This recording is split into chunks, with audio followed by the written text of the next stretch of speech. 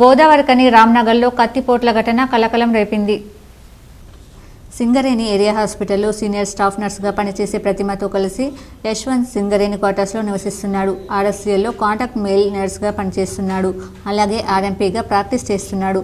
అయితే డ్యూటీ నుంచి ఇంటికి వచ్చిన ప్రతిమకు ఇంటి వంటగదిలో యశ్వంత్ రక్తపు మడుగులు పడి ఉండడం కనిపించింది. వెంటనే చుట్టుపక్కల వారితో యశ్వంత్ను సింగరేణి ఏరియా హాస్పిటల్కు తరలించగా అతని పరిస్థితి విషమంగా ఉండడంతో కరీంనగర్కు తరలించారు. యశ్వంత్ తల భాగంలో సుమారు 10 వరకు బలమైన కత్తిపోట్లు ఉన్నట్లుగా తెలుస్తోంది. కత్తులతో ఎవరు పొడిచారో అంతు చిక్కడం లేదు. మిస్టరీగా ఉంది. సీసీ కెమెరాల సాయంతో పోలీసులు అన్వేషణ చేస్తున్నారు. ఈ ఘటనకు సంబంధించిన వివరాలు తెలియాల్సి ఉంది.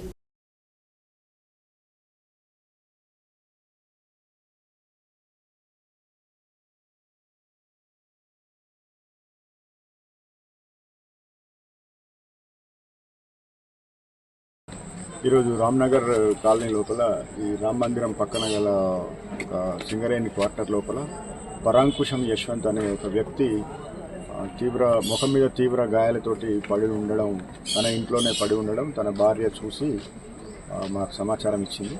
ఆయన హాస్పిటల్ తీసుకొని వెళ్ళి హాస్పిటల్ చేర్పించి పోలీసులకు సమాచారం ఇచ్చింది. దాని మీద 1 టౌన్ పోలీసులు వచ్చి దీన్ని చూడగా యశ్వంత్ ముఖం మీద గాయాలున్నాయి.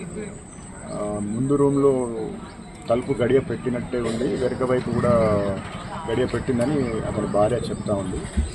ఒక కిచెన్లో మాత్రమే రక్తపు మడుగులో పడి ఉన్నాడు. ఎక్కడ ఏ రకమైనటువంటి కొట్లాట జరిగిన ఆనవాళ్ళు ఏమీ కనపడడం లేదు. ప్రాథమిక సమాచారాన్ని బట్టి యశ్వంత్కు తెలిసిన వ్యక్తులతో ఏమైనా గొడవ ఉందా అనేది కోణం లోపల కానీ, ఎందుకంటే వేరే రూమ్లో వేరే దొంగతనం జరిగిన సందర్భం కానీ లేకుంటే వేరే ప్రాపర్టీ పోయినట్టు కానీ ఇప్పటివరకు ఏమీ సమాచారం లేదు. దీన్ని బట్టి ఎవరో తెలిసిన వ్యక్తుల మధ్యలో గొడవ అయి ఉండొచ్చు అనే కోణం లోపల యశ్వంత్కు ఎవరైనా వ్యక్తిగత శత్రువులు ఉన్నారా, లేకుండా ఇంకా వేరే అన్ని రకాలుగా దొంగతనం ఏమైనా జరిగిందా, లేకుండా ఇంకా వేరే ఏ రకమైనటువంటి సంఘటన జరిగి ఉండొచ్చు అని శాస్త్రీయంగా క్లూస్ టీమ్ కూడా వచ్చింది, డాగ్ స్క్వాడ్ కూడా వచ్చింది. కేసు నమోదు చేసి శాస్త్రీయంగా పరిశోధన ప్రారంభించడం జరిగింది. త్వరలోనే ఈ సంఘటన వెనుకల ఉన్నటువంటి వ్యక్తులను బయటకు తీసి చట్టపరంగా చర్యలు తీసుకుంటాం. ఈ సందర్భంగా నేను అందరికీ విన్నవించేది ఏంటంటే, ఈ మధ్యకాలంలో జరిగిన 1-2 సంఘటనలు కూడా కుటుంబ వ్యవస్థకు సంబంధించిన సంఘటనలుగా జరుగుతూ ఉన్నాయి. దానికి సంబంధించి కుటుంబ నేపథ్యం లోపల జరిగే సంఘటనలు, దీని మీద ప్రజలు భయపడాల్సిన అవసరం లేదని చెప్పేసి.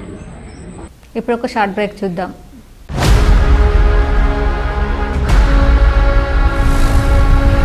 నూతన సంవత్సర మరియు సంక్రాంతి శుభాకాంక్షలతో లండన్ బ్రిడ్జ్ ముఖద్వారంతో మీకు స్వాగతం పలుకుతుంది fun and joy London city palace exhibition, ప్రభుత్వ జూనియర్ కళాశాల గ్రౌండ్, గోదావరికనిలో.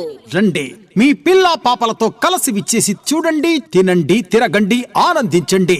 ఇలా ఎన్నో స్టాల్స్ ఉన్నాయండి. పిల్లలకు పెద్దలకు ఉల్లాసంతో పాటు కుటుంబ సభ్యులకు మధురానుభూతినిచ్చే అమ్యూజ్మెంట్ ఎగ్జిబిషన్, మహిళల కోసం వివిధ రాష్ట్రాల నుండి విచ్చేసిన గృహోపకరణ వస్తువులు, Kalamkari bed sheets, handicraft items, jewellery items, hand bags, ఇలా ఎన్నో రకాల స్టోర్స్ ఉన్నాయి. Fun and joy London city palace exhibition 60 అడుగుల giant wheel, Columbus, cross wheel, break dance, devil house, ఇలా ఎన్నో రకాల అమ్యూజ్మెంట్స్ తో మీకు స్వాగతం పలుకుతుంది fun and joy London city palace exhibition. ప్రతిరోజు సాయంత్రం 5 గంటల నుండి రాత్రి 10 గంటల వరకు. తప్పక విచ్చేయండి, చూడండి మీ కుటుంబ సభ్యులతో. Fun and joy London city palace exhibition, ప్రభుత్వ జూనియర్ కళాశాల గ్రౌండ్, గోదావరికనిలో.